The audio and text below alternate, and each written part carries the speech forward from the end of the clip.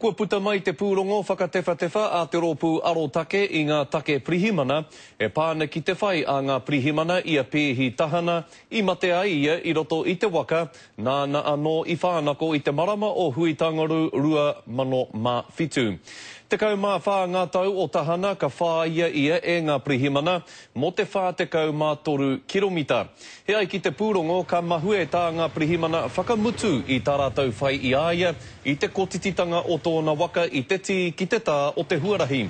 Kāre hoki I tika tā ngā prihimana whakatakoto whāriki kokoi ki te huarahi.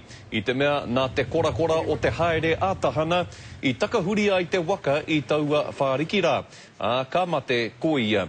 Hei tā te koia o tahana a Elaine tahana, kei te mihi ia ki ngā prihimana I te mea mena kāre rātou I mahi I tā rātou mahi, he tangata hara korepea kua mate hoki.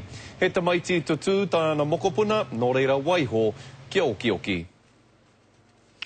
He whakataitai tunu kai I tū I te rānei I te whanganui ātara, hei whakanui I te timatanga o te wiki o te reo Māori.